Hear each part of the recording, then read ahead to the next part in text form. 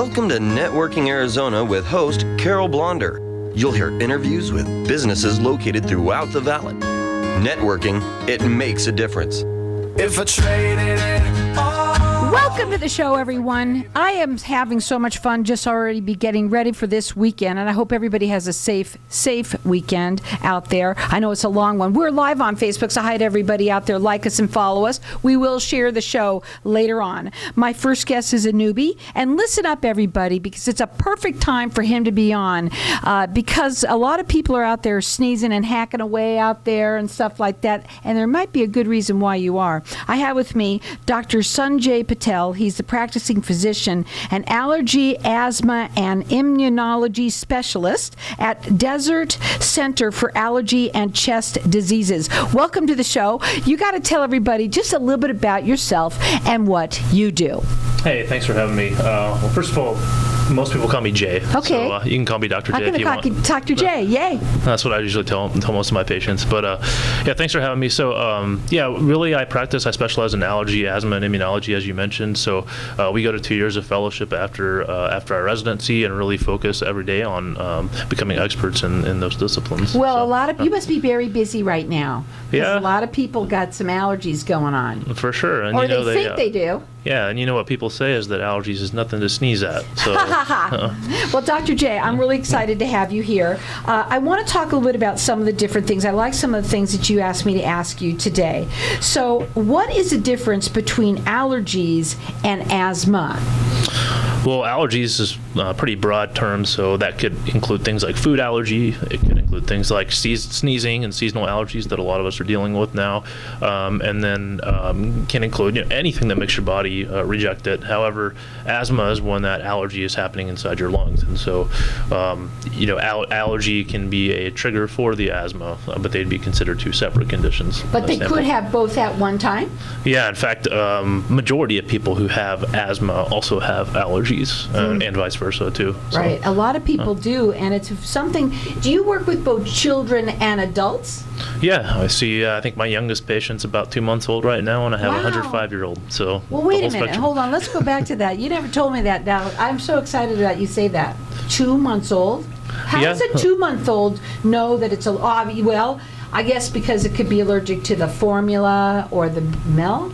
Sure. So definitely there's a lot of stuff with foods or ingestions with formulas that bring those little ones in, but then also the skin. So everyone can see the skin, right? So absolutely. Eczema and atopic dermatitis is something that we're also specialists in, and so that's kind of a lot of times what brings in the babies. Well, something that's pretty interesting. If I remember correctly now, my daughter it was a long time ago, had an allergy to her formula. So, and so he works anywhere from infants on up to adults.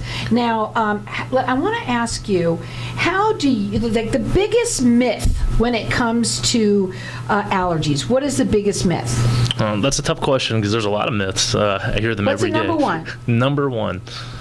I would say the number one myth is that that you can just cure an allergy because our bodies, if you have an allergy to something, are going to respond to them no matter when it is. So really most of our treatment options and discussions involve how we control them. So the biggest myth is that people hearing things and magic cures out there that can just cure their asthma or cure their allergy or cure their food allergy, and right now those don't exist. Wow. Okay, so now you're located in North Scottsdale, and their website is desertcenter.org. Their phone number, 602-788-7211. You can also see them on Facebook, and they do help anywhere from children, young as 2 months old, on up to adults.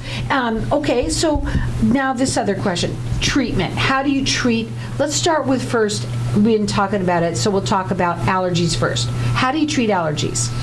So it all depends on the severity of how bad it is for someone. We usually start with the golden rule of any allergy is, can you avoid it? So we do things like allergy skin testing in our clinic, trying to identify what it is that you may actually be allergic to.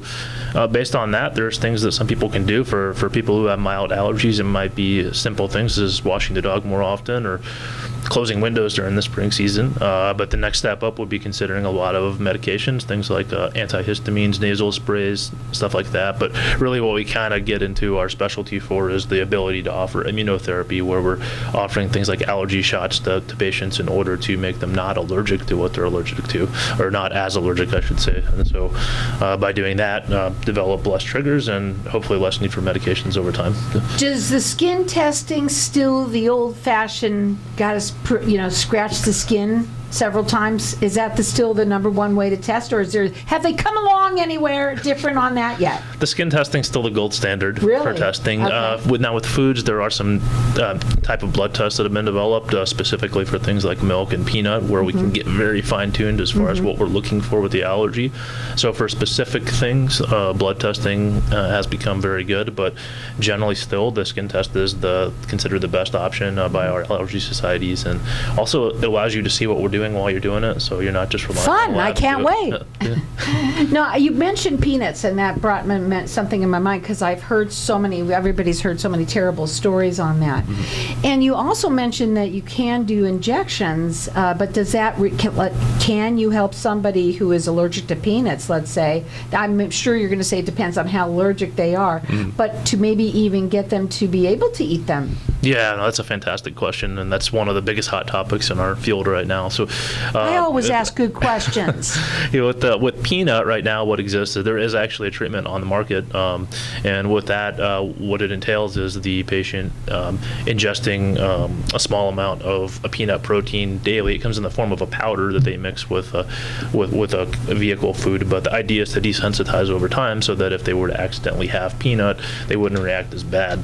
Right now, we don't have any cures again where you would be able to potentially just go on eating peanuts, but the idea is to prevent that serious type of reaction. So that's what's on the market, and probably a new injectable option coming out this year too. How about asthma? How do you treat that? Asthma does depend on the severity, as you guessed, but really we usually start with identifying triggers, avoidances, and then next step would be considering different type of inhalers, trying to prevent asthma attacks. So there's many different types of inhalers that we have to choose from. But for patients who even have severe asthma and are having symptoms even despite the fact they're using inhalers, we also have about 6 or 7 biologics on the market, which are injectable type of medicines that are reducing the allergy signals in our bodies that lead to the asthma in the first place. So there's multiple types of options, just depends on you, and that's what we try to do in your visit. It always depends on you and the severity, right? And so, listen, I've got some allergies going on here, doctor, and that's why my voice is going. No, but anyway, I wanted to give out the information because, here it is just this day. Today, we have a little wind going on, and so many people right away when we have that are dealing with these asthma and allergy, especially allergies. And, you could have allergy and asthma going on right at the same time. So their phone number is 602-788-7211. It's desertcenter.org. You can also find them on Facebook. I don't know if I'll get to all of them, but for eczema, is eczema an allergy or what? Eczema can be looked at the same way as asthma of the skin, from the standpoint of eczema is a problem that you may be born with, but particular allergies can flare it up. So we do skin testing for eczema too, to identify what we can avoid to prevent eczema flares, but a lot of the treatment options there also come to do with topical type of creams and ointments that may be available, but we also use the biologics I mentioned for eczema these days too. As I mentioned earlier, a lot of times eczema and asthma goes together. People have both of these, and so a lot of the visit goes to try to finding options that may help both conditions. Well, real quickly, why would somebody see an allergy and an immunology doctor? Real quick. So the biggest thing is that we can integrate all these conditions we talked about in one visit and tailor it for one person, rather than having to have many different doctors for many different things. I wouldn't want to have to go to it's all under one roof. right?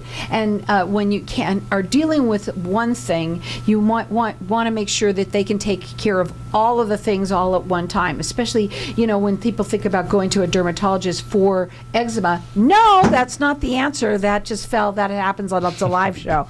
But must be some wind going on in here. So you could call them direct. Their phone number is area code 602-788-7211. The website is desertcenter.org. They're located right in North Scottsdale. That's 602-788-7211.